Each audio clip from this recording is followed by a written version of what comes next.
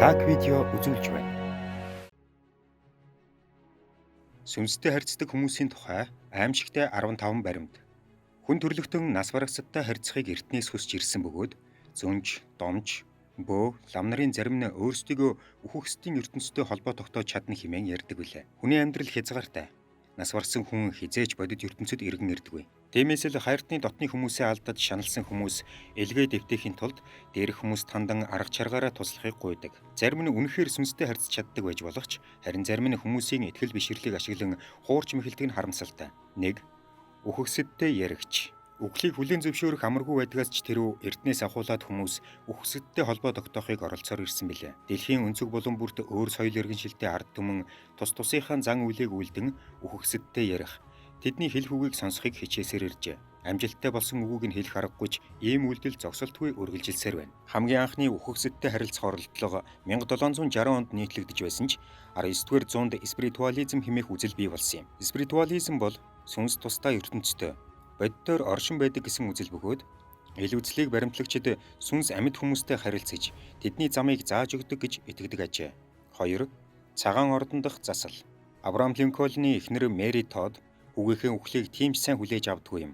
Тэдний хүү 11 настай байхдаа 1862 онд хижиг өвчнөөр өвчлсөн бөгөөд гашуудсан их спиритуализмд утгалдаж эхэлжээ. Тэрбээр хүүтэйгээ дахин үг солихын тулд спиритуализмын мэргэжилтнүүдийг цагаан ордонд авчран зан үйл үйлддэг байсан аж. Заримдаа ийм арга засалд ерөнхийлөгч өөрийн биеэр оролцдог байсан ч тэднийг хүүтэйгээ ярьж чадсан үгийг хинч мэдэхгүй лээ. 3. Арга зайл. Виктория хатан хааны үед их хэмжээний юр бусын тайлагдшгүй тохиолдлууд гарч байсан ч хуурамч байсан юм. Тэр үед арга засал хийгчид хичнээн итгэмээргүй юр бусын зүйл хийж чадна, төдий чинээгээр алдартай болж их мөнгө олдог байжээ. Тэд дэгээ утас ашиглан тавилга эд хэрэгсэл хөдөлгдөг байснаас гадна элдв бусын зүйл залгиж эктоплазм хэмээн хүмүүст итгүүлдэг байсан аж. Дэгээнүүдийг хувцсандаа ойдог байсан тул тэд гараа хөдөлгөлгүй эд зүйл хөдөлгөж залгисан зүйлээ дараа нь бөөлжин гаргадаг байжээ. 4. Хамгийн анхны юр бусын тохиолдол. Хамгийн анх 1840 оны үед Кейт, Маргарет Фокс гэгч эгчдүү хоёр спиритуализмын зан үйл хийдэг байжээ. Тэд ширээн дээр товчилдог байсныгаа товшоон гэж нэрлсэн бөгөөд алим утсанд холбож газар ойлгоод сүнснүүдийг дуу чимээг давтан үзүүлэхийг гуйдаг байсан гин. Тэдний эгч нь танилтал найз нөхөд ихтэй байсан бөгөөд хоёр дүүгээ ихэд дэмждэг байсан аж. Гэхдээ 40 жилийн дараа эгч дүүс хүмүүсийг хуурам эхэлдэг байснаа хүлээн зөвшөөрсөн билээ. 5. Домчид. Зан үйлийг домч нар хийдэг.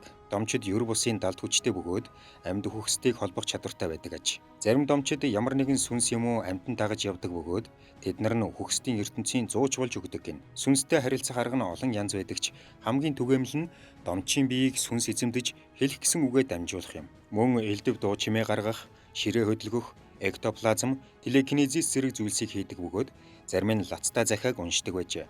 Виктория хатан хааны үед сүнсний зураг ихээхэн алдаршиж түгэнд илгэрсэн ба домчид сүнсээр удирдуулан захиа занаа бичдэг байсан гинэ. 6. Эктоплазм. Эктоплазм бол домч нарын сүнстэй харилцахтаа ашигладаг дотоод хүчний илрэл юм. Ихэвчлэн транс байдалд орсон домчийн ам хамар чихнээс самбай даав шиг материал гарч ирдэг бөгөөд зарим нүдээр үдсэн гэрчнэр транс байдал хэр удаан үргэлжлэн төдий чинээгээр материал бараан болдог гэж баталдаг гин. Домч нар гэрэл тэдний үйлд муу нөлөө үзүүлдэг тул харанхуйд хийх ёстой гэж үздэг боловч шинжээч нар эктоплазмын хуурамч тохиолдол нэлээд олныг илрүүлж байсан ажээ. Заримдаа домчид зан үйлээ хийхээс өмнө самбай, цаас, өндөгний цагаан, даавуу залгидаг байжээ. 7.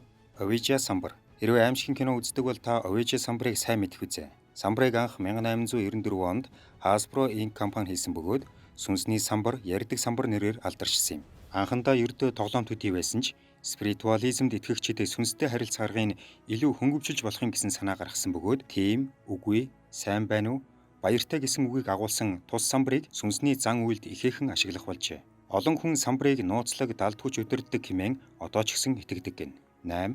Үхэгсдийн дуу хоолой. Лесли Флинт тун чадварлаг домч юм. Бусад домч нар сүнсний ярьсан хэлснийг дамжуулж хэлдэг бол Флинтээр дамжуулан сүнснүүд өөрийн дуу хоолойгоор ярьдаг байсан гэж. Үүнийг шууд хоолойн дамжуулт гэдэг. Тэр олон удаа өөрийн чадварыг үзүүлж байсан ч өрөө нь үргэлж харанхуй байхыг шаарддаг байв. Бүр ханын шүүгэн дотроос хүртэл шууд хоолойн дамжуулт хийдэг байсан аж. Флинт Оскар Билд, Артур Конан Дойл, Уинстон Черчилль, Мерлин Монро, бүр грекийн математикч Архимедийн дуу хоолойг дамжуулж байжээ. Флинт анх 17 настай байхдаа 1910 онд нас барсан Мики гэгч хүүгийн дуу хоолойг дамжуулсан бөгөөд ердөө 7 настай байхдаа нас барсан авгаахынхаа сүнсийг харсан гэж ярьдаг байсан билээ. 9. Ширээ товших.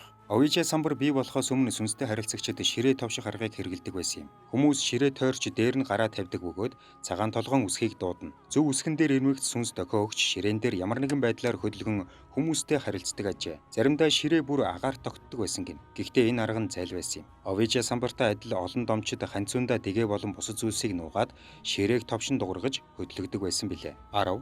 Шерлок Холмсын итгэл. Алдартай Шерлок Холмс номын зохиолч Артур Конан Дойл католик суртлын дор хүмүүжсэн ч залуу байхдаа шашингүй үзэлтэн болсон юм.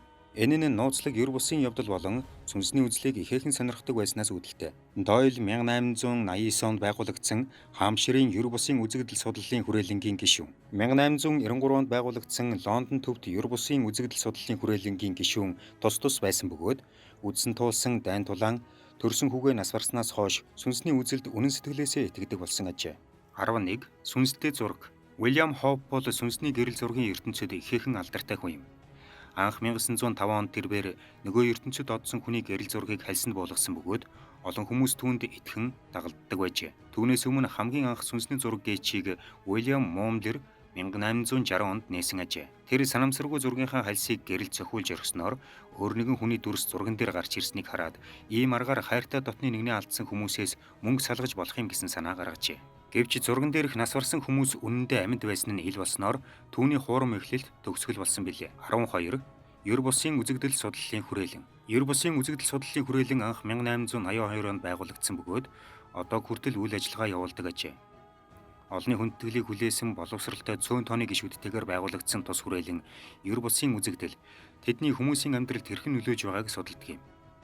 Өнөө үед үүнийг хүмүүс парапсихолог гэсэн нэрээр илүүд мэддэг билээ. Ихэнх үед хүрээлэн ихэвчлэн хуурамч домч нарыг илрүүлэх ажиллагаа явуулдаг байсан бөгөөд сүнсний гэрэл зургийг идэвхийлэн мөрддөг байсан ажээ. 13. Спиритуализм болон АА. Билл Вилсон гэгчээр арх болон ер бусын үзэгдэлд дуртай нэгэн байжээ. Тэр нэг өрөөгөө нууцлаг хачирхалтай эд зүйлээр дүүргэсэн бөгөөд чөтгөрийн өрөө гэж нэрлэдэг байсан аж. Энэ өрөөндөө байхдаа сүнстэй харьцаж чаддаг гэж Вилсон ярьдаг байсан тул нэг хүний зан үйл гэж хэлж болох билээ. Нэг удаа Овижа самбараар дамжуулан 15 дугаар зуунд амьдарч байсан Бони Вейс нэртэй санваартантай ярилцсан бөгөөд санваартан түүнд архинаас гарахад нь тусалж дэлхий дахинд алдаршсан АА цуглааныг үүсгэн байгуулах хүч өгсөн гэдэг. 14. Агаарт хөөрхгүй. Харанхуй өрөөнд агаарт хөөрнө гэдэг нэг хэрэг. Харин олон хүний нүдэн дээр гэрэл дүүрэн өрөөнд хөөрнө гэдэг огт өөр хэрэг. Тэгвэл Даниэл Дуглас Хоум гэгчээр 40 жилийн турш хүмүүсийн нүдэн дээр агаарт хөөрсөн бөгөөд хинч хизээч ямар нэгэн залмих илрүүлж чадаагүй юм. 1857 онд тэрээр Артур Конан Дойлыг оролцуулсан 5 хүний нүдэн дээр сандлаасаа 1.5 м өндөрт хөөрсөн бөгөөд зохиолч хожим нь энэ тухай History of Spiritualism нэртэй ном бичжээ. Мөн 1871 онд агаарт хөөрсний хожимоо Британийн шинжлэх ухааны хөгжлийн хүрээлэнгийн дарга болсон Уильям Крукс гэрчилсэн удаатай. 15. Худини. Алдарт элбичин Хари Худини нэрд гарахаас өмнө сүнсний зан үйл хийдэг байсан ажээ. Тодруулж эхэлбэл ээж нь нас барснаас хойш спиритуализмтай холбогдож эхэлсэн ба үхэгсэдтэй холбогддог жинхэнэ домчийн эрэлд гарсан байна. Худини нас барахдаа эхнэр болох Вейст өөртөө хэрхэн холбогдох тухай заавар бичиж үлдээсэн бөгөөд Вейсийг нас барахад Худинигийн шүтэн бишрэгчид зааврыг авчээ. Гэвч өдийг болтол алдарт элбичин маань дахин үзэгдээгүй байгаа билээ. Танд энэ бичлэг таалагдсан бол лайк дарж, манай саг видео чанелыг сабскрайб хийж, шинэ бичлэгүүдийг цаг алдахгүй хүлээн аваарай.